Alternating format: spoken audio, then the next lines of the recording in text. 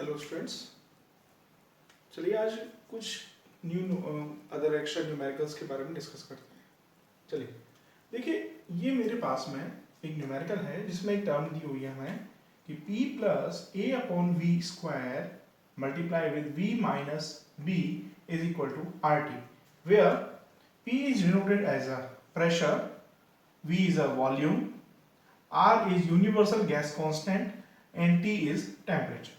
Okay, और हमें calculate करना है dimension formula of A upon B के लिए। ए अपॉन बी का डायमेंशनल फॉर्मूला हमें कैलकुलेट करना है, तो उससे सबसे पहले हमें क्या कैलकुलेट करना पड़ेगा भाई, ए अपॉन बी का डायमेंशनल फॉर्मूला कैलकुलेट करना है। तो इसका मतलब सबसे पहले तो हमें ए चाहिए और बी, ये दो चाहिए, उसके बाद ही तो हम ए अपॉन बी कैलकुलेट कर सकते हैं, ठीक है ना।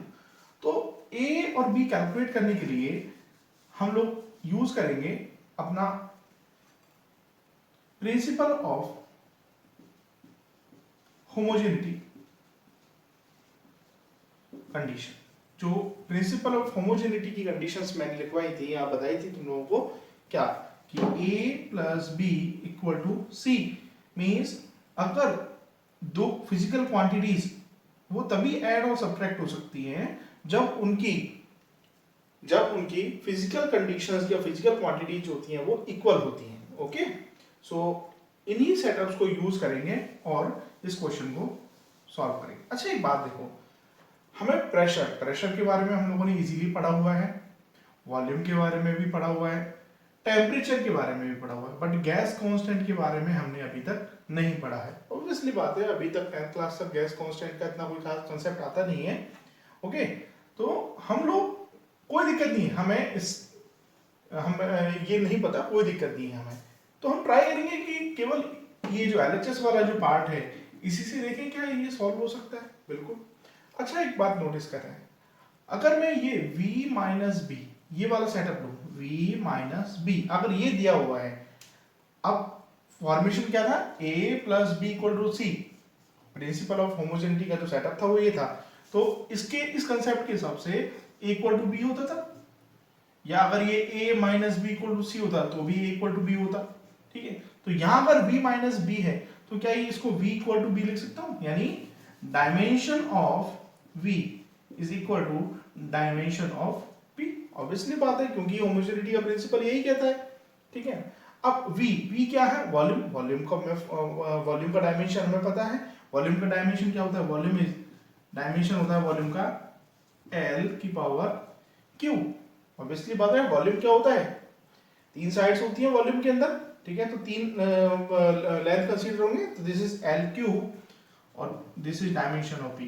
तो डायमेंशन ऑफ बी निकल के आ गया हमारे पास में एल क्यूब। ओके, चलिए ठीक है, डायमेंशन ऑफ बी निकल के आ गया है हमारे पास में। नाउ अगर मैं अब सेट करता हूं डायमेंशन ऑफ ए वाला सेटअप, तो डायमेंशन ऑफ ए वाला सेटअप इससे, तो डायमेंशन ऑफ ए वाला सेटअप क्या कहता है, p plus A upon V square. तो अगेन प्रिंसिपल ऑफ होमोजेनिटी क्या से क्या हो जाएगा, p is equal to A upon V square. हमें कैलकुलेट क्या करना है, a क्रॉस मल्टीप्लाई करवा दो, तो क्रॉस मल्टीप्लाई से क्या हो जाएगा, a is equal to P V का whole square.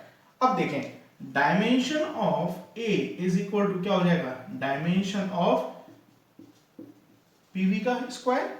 So dimension of a, p is called pressure, pressure का formula force per unit area. So m1 l1 t minus 2 upon area l2, l2 ऊपर जाएगा, this is m1 l minus 1 t minus 2, तो ये pressure के लिए हो गया।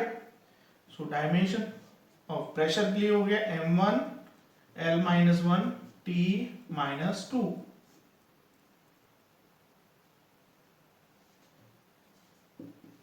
Okay, now v क्या है यहाँ, वॉल्यूम। अब देखो वॉल्यूम का स्क्वायर है, अब वॉल्यूम का फॉर्मूला, वॉल्यूम के लिए मैंने वॉल्यूम के लिए जो यूनिट बताई है वो क्या बताई है, एल क्यूब। अब एल क्यूब का अगर स्क्वायर करेंगे हम लोग तो ये हो जाएगा एल की पावर 6, तो ये हो जाएगा एल की पावर 6। ठीक है, सो यहां से अगर देखें हम लोग, सो डायमेंशन ऑफ ए क्या सेटअप बना, देखो m और नहीं है, दिस इज m1, देखो l माइनस 1 और l6, तो क्या कितना हुआ l की power 5 and this is t minus, तो ये मेरे पास में डायमेंशन ऑफ a आ गया और ये मेरे पास में डायमेंशन ऑफ b आ गया है, ठीक है ना। सो हमें कैलकुलेट क्या करना है, हमें कैलकुलेट करना है dimensional formula of a upon b, ठीक है। So dimensional formula of a upon b, तो a का डायमेंशन कितना आया है m1 l5 t minus 2 upon b का डायमेंशन क्या आया है l की power 3, so a upon b क्या आ जाएगा बेटा m1 l2 t माइनस, तो ये आपका जनरल एक आंसर रहेगा a अपॉन b के लिए dimension. Okay okay, next question है आप लोगों के लिए, एक बार देखें, एक बार कंडीशन दी हुई है v is equal to y p upon d की power half, where v as a velocity, p is a pressure, d is a density। तो हमें डायमेंशन कैलकुलेट करना है बेटा किसका, y का, y का डायमेंशन मेरे पास में क्या होगा। ओके चलिए सॉल्व करके देखते हैं एक बार। कंडीशन है v is equal to y p upon d की पावर हाफ। अब चाहे तो वैसे भी कर सकते हो, बट इजी गोइंग क्या रहेगा, आप इसको सिंप्लीफाई कर लो, एक जनरल इक्वेशन है, तो अगर मैं बोथ साइड क्या कर दूं, स्क्वायर कर दूं, तो ये क्या हो जाएगा v स्क्वायर और ये हो जाएगा वाई पी अपॉन डी, क्योंकि हमें y की पावर हाफ का डायमेंशन ही निकालना है, हमें y का डायमेंशन निकालना है, तो इजी गोइंग इसको सिंप्लीफाई कर सकते हैं हम लोग। ओके तो ये जनरल इक्वेशन हो गई हमारे पास में। अब साइड में एक बार इनकी डायमेंशन सेट कर लेते हैं। v इज कॉल्ड वेलोसिटी, यहाँ पर v क्या है वेलोसिटी है। अब वेलोसिटी यानी मीटर पर सेकेंड यानी एल टी माइनस 1, तो v का तो क्या हो गया एल टी माइनस 1 का whole square is equal to y का डायमेंशन हमें कैलकुलेट करना है।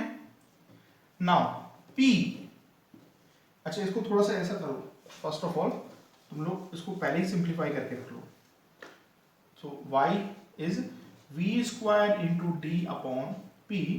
नाउ v का एल टी माइनस 1 का whole square into d, d is called density. Density का फॉर्मूला आप सबने 9th क्लास में पढ़ा है, mass upon volume.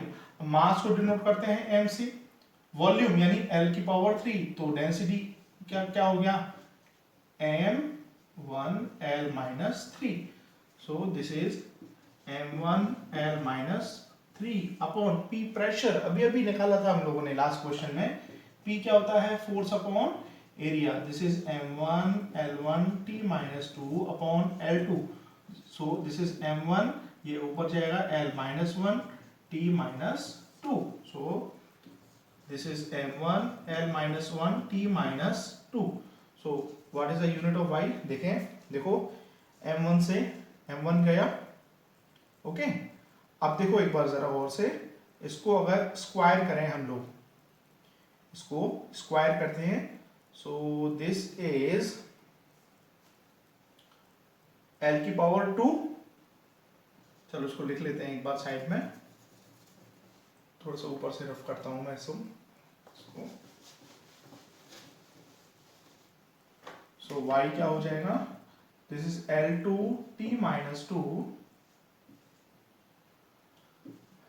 l minus 3 upon l minus 1 t minus 2। तो एक बार जरा सेट कर रहे हैं, तो देखो बेटा ये l2 और ये ऊपर पहुंचेगा, ये प्लस का होगा l3, अब ये l3 और ये माइनस का l3, ये खत्म और ये भी खत्म, कोई यूनिट नहीं बची y के लिए, ठीक है। m भी कैंसिल हो गया, l भी और t भी, सो y का डायमेंशन क्या होगा, कोई डायमेंशन नहीं होगा, m0 l0 t0, यानी ये कैसी क्वांटिटी होगी, this is a dimensionless quantity, clear.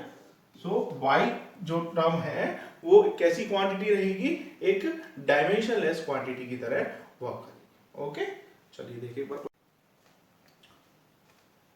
Okay now अब एक न्यू क्वेश्चन है हमारे पास में, f is equal to a sin ct plus b cos dx, where f is as a force, t as a time and x as a distance. Okay, और हमें calculate करना है dimension of a upon b and dimension of c upon d. Okay, ये दो formation जो है हमें calculate करनी है. ओके, चलिए स्टार्ट करते हैं. अब इस क्वेश्चन को करने से पहले मैं एक बात दोबारा से रिवाइंड कर देता हूं. मैंने बताया था कि कोई भी ट्रिग्नोमेट्री फंक्शन लास्ट लेक्चर में इसके बारे में डिस्कस किया था. जैसे कि मान लो साइन. अब साइन के बाद में हम लोग क्या लगाते हैं, थीटा. मतलब साइन के बाद में जो भी इस ब्रैकेट के अंदर आएगा वो क्या रहेगा, आपका एंगल रहेगा. और एंगल के लिए सेकंड वीडियो में मैंने बताया था कि एंगल के लिए जो टर्म रहती है वो हमेशा और हमेशा कैसी रहती है, डायमेंशन लेस रहती है. इसका मतलब कि साइन के बाद में जो फंक्शन आएगा वो साइन के रिस्पेक्ट में कैसा रहेगा, डायमेंशन लेस रहेगा. बट अगर इस साइन को हटा दिया जाए, ठीक है, तब तो इसका कुछ ना कुछ डायमेंशन हो सकता है. मैं ये नहीं कह रहा, लेट मी कंसीडर कि अगर मैंने कह दिया कि साइन x, ठीक है, कोई दिक्कत नहीं, साइन x है. अब x अगर यहां पर साइन लगा हुआ है तो इसका मतलब ये किसकी तरह वर्क करेगा, एक एंगल की तरह वर्क करेगा.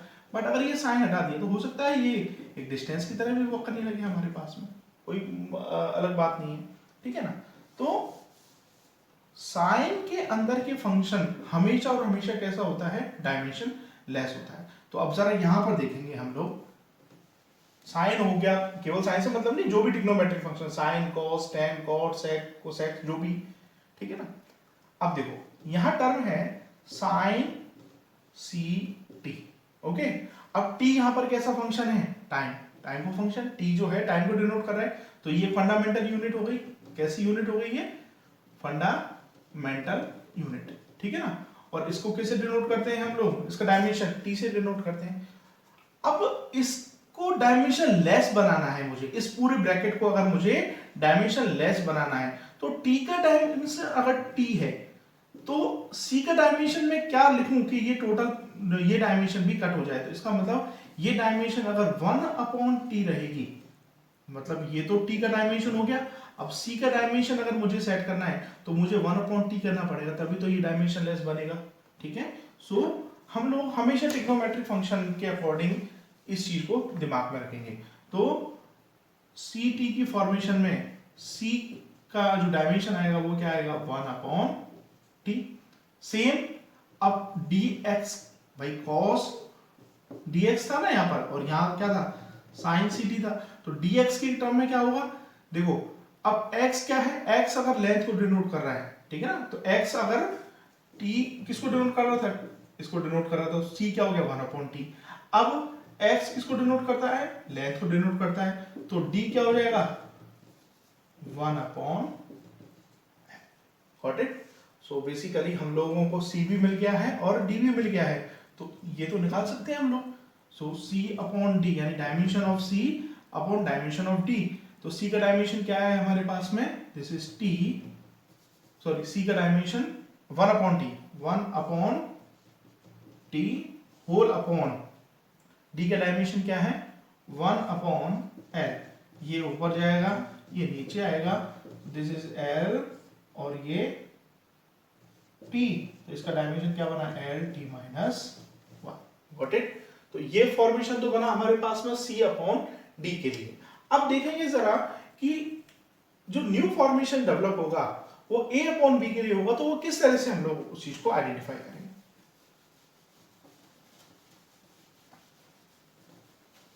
देखो अब बात आती है टर्म्स की. तो टर्म देखा जाए तो आप लोग चाहे जो होमोजेनिटी प्रिंसिपल था उसी से सेट कर सकते हो. क्या था, a = b + c लिखो, या a + b = c, जो भी कोई टर्म नहीं है. तो यहां से a = b होता था, a = c भी होता था और b = c भी होता था. ठीक है ना.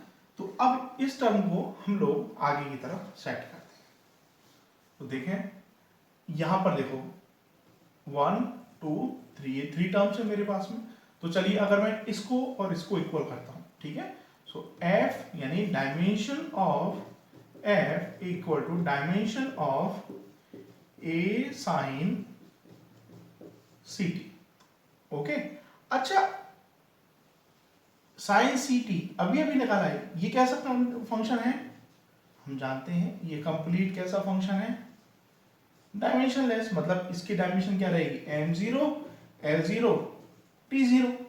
और ये है हमारे पास में फोर्स, इसका डायमेंशन क्या रहेगा? m1 l1 t minus 2। Okay, तो अगर मैं इसको ऐसे लिखूं कि dimension of force is equal to m1 l1 t minus 2 is equal to dimension of a into dimension of sine ct। अब साइन ct का डायमेंशन क्या था? m0 l0 t0। So dimension of a क्या हो जाएगा? इससे divide करेंगे, अब डिवाइड करने कुछ है ही नहीं, कटेगा ही नहीं, तो डायमेंशन ऑफ a क्या आएगा? m1 l1 t minus 2। समझ में आ गया सबको? ठीक है, दोबारा से एक बार रिपीट कर देते हैं, अगर थोड़ा सा कंफ्यूजन रहा है तो यहाँ दोबारा से, चलो कोई दिक्कत नहीं, एक बार रिपीटेशन में लेके आते हैं इस चीज को। f is equal to a sine ct, ठीक है ना। ये टर्म मेरे पास में अवेलेबल है। ये कंप्लीट कैसा फंक्शन था? डायमेंशन लेस फंक्शन, यानी m0 l0 t0, ठीक है ना। तो अब सॉल्व करते हैं। Dimension of force is equal to dimension of a multiply with dimension of sine ct। Okay, so dimension of a क्या हो जाएगा कि dimension of force upon dimension of sine ct। Okay, so dimension of a is equal to dimension of force m1 l1 t minus 2 upon, अब इसका dimension कुछ नहीं था वैसे तो क्या m0 l0 t0, आप कुछ भी नहीं करेगा तो क्या आएगा? m1 l1 t माइनस 2, ठीक है। तो डायमेंशन ऑफ a क्या आ गया? यहां लिख लेते हैं हम लोग साइड में, डायमेंशन ऑफ a आया m1 l1 t माइनस 2, यानी फोर्स के इक्वल आ गया। ओके, अच्छा अब सेम कंडीशन इसके लिए रखेंगे, अब इसके लिए भी रखेंगे तो कोई चेंज नहीं होगा, देख लो आप बोलिए। Again f is equal to b cos dx, तो अगेन ये भी डायमेंशन लेस है तो इसकी क्वांटिटी इसके इक्वल ही आएगी। सो डायमेंशन ऑफ b, जो डायमेंशन ऑफ b है वो भी क्या आएगा? m1 l1 t minus 2। हमें क्या निकलवाया है? a upon b। तो a का डायमेंशन था m1 l1 t माइनस 2, ये हम लोगों ने निकाला था, और b का भी dimension m1 l1 t minus 2 cut गया। तो a अपॉन b का जो सेटअप आया है वो कैसा आया है? बिल्कुल डायमेंशन लेस सेटअप आया है कंप्लीटली, और यहां से आप उस चीज को आइडेंटिफाई कर सकते हो इजीली। ओके, चलिए अपना नेक्स्ट क्वेश्चन है mu is equal to a plus B upon lambda का square.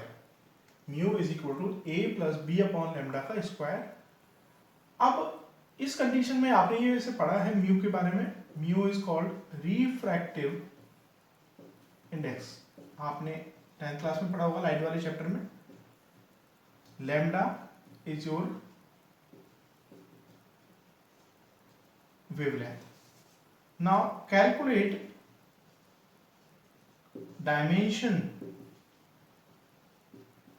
of A and B.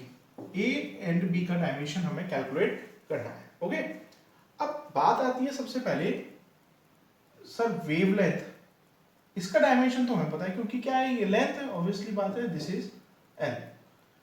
Refractive index mu, जो म्यू है इसका डायमेंशन क्या होगा? तो रिफ्रैक्टिव इंडेक्स का फॉर्मूला कुछ याद है? अगर म्यू क्या होता था, अगर मैं स्नेल लॉ से आइडेंटिफाई करें हम लोग इसको, या फिर एब्सोल्यूट रिफ्रैक्टिव इंडेक्स से आइडेंटिफाई करें, तो म्यू जो होता था वो क्या होता था कि speed of light speed of light in air upon speed of light in medium. यही होता था हमारे पास में, जो म्यू का फॉर्मूला होता था या रिफ्रैक्टिव इंडेक्स जिसको बोलते थे हम लोग, वो यही होता था कि speed of light in air upon speed of light in medium. अगर रिलेटिव रिफ्रैक्टिव इंडेक्स होता था तो speed of light in medium 1 upon speed of light in medium 2, यही सेट वो क्या था। तो अगर यहां से देखें तो ऊपर भी क्या है, स्पीड वाला सेटअप है और नीचे भी स्पीड वाला सेटअप है। तो इसका मतलब अगर यहां से स्पीड यानी वेलोसिटी की फॉर्म है L T minus one upon नीचे भी एल टी माइनस वन, दोनों कट जाएंगे, तो म्यू का जो फॉर्मूला, कुछ डायमेंशन फॉर्मूला क्या बनेगा, कोई कुछ नहीं बनेगा। तो म्यू जो रहेगा हमारे पास में वो कैसी क्वांटिटी रहेगी, डायमेंशन लेस क्वांटिटी। क्यों? क्योंकि ऑब्वियसली बात है, ऊपर भी स्पीड है नीचे भी स्पीड है, जो न्यूमरेटर और डिनोमिनेटर दोनों आपस में कैंसिल आउट हो जाएंगे और कोई भी डायमेंशन हमें प्रोवाइड नहीं होगी। तो रिफ्रैक्टिव इंडेक्स जो है वो कैसा है, डायमेंशन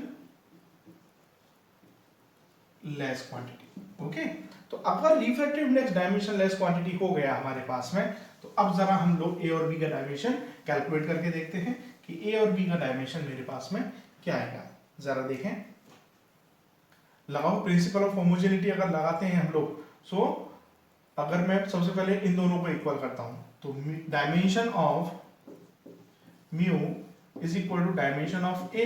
अब डायमेंशन ऑफ म्यू क्या था, ये तो डायमेंशन लेस क्वांटिटी मतलब m0 l0 t0, तो ए भी क्या रहेगा, ए भी डायमेंशन लेस रहेगा। तो ए जो है वो कैसा रहेगा, आया आपका डायमेंशन लेस। ओके, अब बी के लिए कैलकुलेट करें तो again dimension of mu is equal to dimension of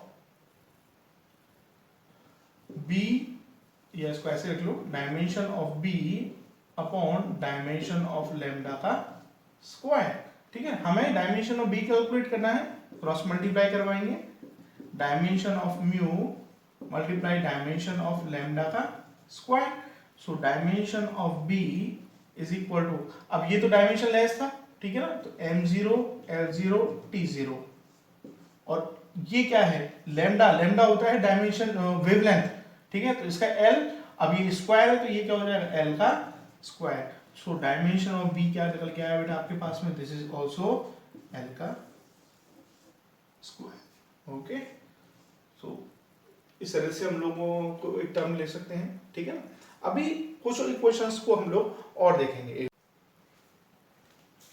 okay बेटा, ये क्वेश्चन दिया हुआ है हमें कि p is equal to a की power r square into x.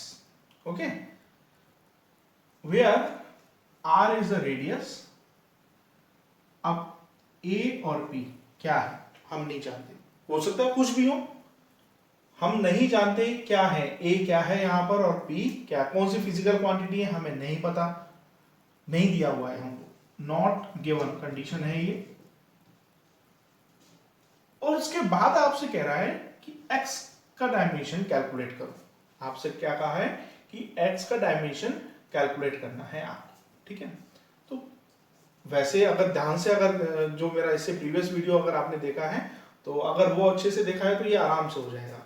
इसमें एक चीज नोटिस करो, मैंने वहां पर भी बताया कि जब भी कोई पावर की टर्म्स आएगी, पावर की टर्म्स यानी जैसे x की पावर 2, x की पावर 3, अच्छा आपने कभी ऐसा देखा है, ऐसा कहीं कहीं पर भी आपने अगर ऐसा देखा है तो मुझे नहीं पता कैसे, बट नो नॉट पॉसिबल, कि x की पावर 2 kg, कहीं नहीं देखा होगा, या x की पावर 2 मीटर, या x की पावर 2 सेकंड, नो। मतलब पावर जो होती है वो कभी भी डायमेंशन के फॉर्म में नहीं होती है। इसका मतलब पावर्स जो रहेंगी, जो पावर्स रहेंगी वो हमेशा और हमेशा कैसी रहेंगी, डायमेंशन लेस रहेंगी। ओके, तो बस यही एक ट्रिक है इस क्वेश्चन को सॉल्व करने की, बस इसी चीज को दिमाग में रखो अपने। अब यहां पर अगर देखें कि a की पावर r स्क्वायर x, ठीक है, तो ये जो टर्म होगी ना, ये कंप्लीट टर्म, क्योंकि यही कंप्लीट पावर है, ये क्या है, एक पावर की टर्म है, और यही ये टर्म कैसी रहेगी, डायमेंशन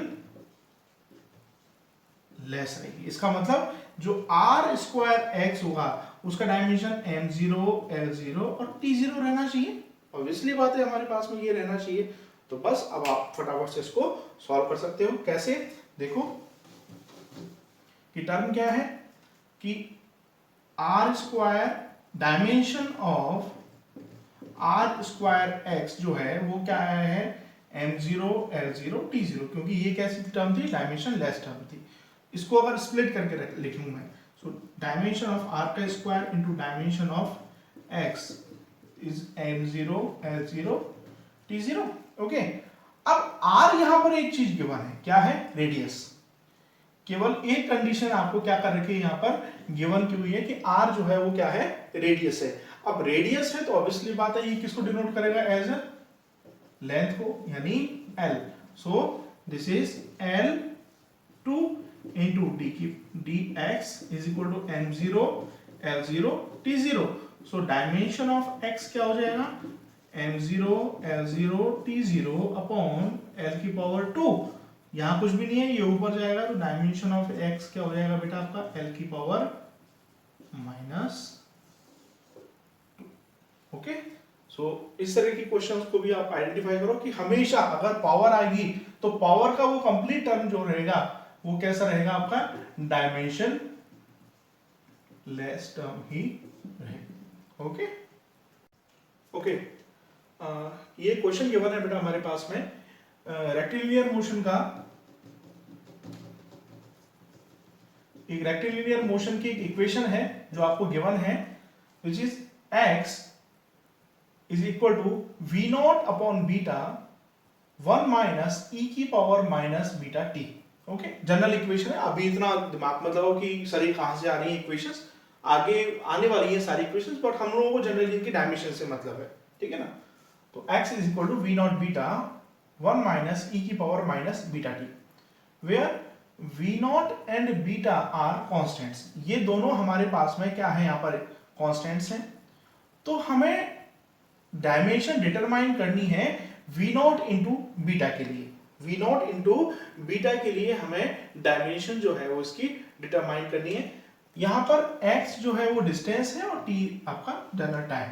ओके, क्योंकि रेक्टिलिनियर मोशन है, जनरली टाइम के रिस्पेक्ट में ही इसका पोजीशन मूव होगा। ओके, चलिए स्टार्ट करते हैं इस क्वेश्चन को हम लोग। सो क्वेश्चन क्या कहता है, अब यहां से अगर देखें हम लोग तो इजी गोइंग टर्म सबसे पहले निकालने का कौन सा लग रहा है आप लोगों को, देखें तो अगर मैं इस टर्म को मल्टीप्लाई करवाता हूं, इसके अंदर मल्टीप्लाई करवाता हूं, तो v नॉट अपॉन बीटा, यहां दोनों अननोन फैक्टर आ रहे हैं, ठीक है ना। तो जनरली कम से कम एक फैक्टर नोन हो, तो यहां देखेंगे हम लोग, इस टर्म को देखेंगे जरा। यहां पर अगर देखें तो e की पावर में है beta t minus beta t। तो मैंने अभी 10 प्रीवियस क्वेश्चन में ही बताया है कि जहां पर पावर वाला सेटअप आ जाए सबसे पहले उसको पकड़ो, क्योंकि वो पावर वाला जो सेटअप रहेगा e की पावर माइनस बीटा t, ये जो सेटअप रहेगा वो हमेशा कैसा रहेगा, डायमेंशन लेस रहेगा। यानी dimension of beta T, dimension of beta T जो है वो हमेशा m0 l0 t0 ही रहेगा, क्योंकि ये कंप्लीटली डायमेंशन लेस है, ठीक है। तो अगर डायमेंशन ऑफ बीटा निकालना है मुझे, तो dimension of t is equal to m0 l0 t0। So dimension of beta, ये इसका डायमेंशन, इससे डिवाइड करवाएंगे तो this is m0 l0 t0, और इसका डायमेंशन क्या होता है t, तो ये ऊपर जाएगा तो t की power -1। So dimension of beta कितना आ गया बेटा, t की पावर -1 निकल के आ गया मेरे पास में, कि बीटा जो है उसका डायमेंशन आया है t की पावर -1, ठीक है। अब बीटा का डायमेंशन t की पावर -1 आ गया है मेरे पास में, अब मैं v नॉट को ट्राई करूंगा। ओके, तो देखें एक बार v नॉट का ट्राई करके देखते हैं हम लोग। अगर मैं v नॉट के बारे में देखूं तो सबसे पहले छोटा सा काम करते हैं हम लोग, इसका मल्टीप्लाई करवाते हैं। So x is equal to v not beta minus v not beta into e की पावर माइनस बीटा t, ठीक है। देखो जरा गौर से, क्या ये प्रिंसिपल ऑफ होमोजेनिटी वाला सेटअप बन गया, नहीं बन गया, कि a is equal to b minus c। ठीक है। अब अगर ये अवेलेबल है तो क्या मैं a इक्वल टू बी कर सकता हूँ इसको, इजी गोइंग, बहुत इधर वाली आप फंसोगी बात इस वाली टर्म में, ठीक है। तो यहाँ अगर देखें हम लोग तो मैं x is equal to v not beta, ये आइडेंटिफाई करवा सकता हूँ आराम से, ठीक है ना। अब ये आइडेंटिफाई करवा सकता हूँ तो देखो, so dimension of x is equal to dimension of v not upon dimension of beta. हमें डायमेंशन ऑफ वी नॉट निकालना है, क्रॉस मल्टीप्लाई करवाएंगे। So dimension of V not is equal to dimension of X into dimension of beta. So dimension of X यानी ये क्या length है, this is L, और dimension of beta क्या निकल के आया, T minus one. So dimension of V not आ गया आपका बेटा एल टी माइनस, ठीक है।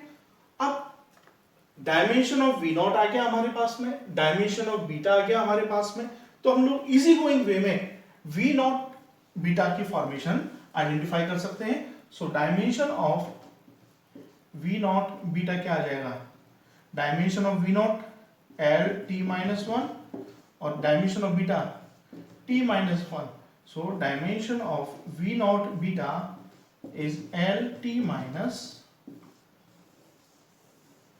इस फॉर्मेशन से, और ये आपका क्या हो जाएगा जनरल आंसर, ठीक है। और अच्छा क्वेश्चन है, नीट टू आई थिंक 15 या 16 में आया हुआ आई थिंक ये किसी एक में। सो अच्छा क्वेश्चन था, ध्यान से देखो इसको। So dimension of V not beta क्या निकल के आया हमारे पास में, एल टी माइनस टू, और ये शायद ये एक्सेलरेशन की टर्म आ रही है।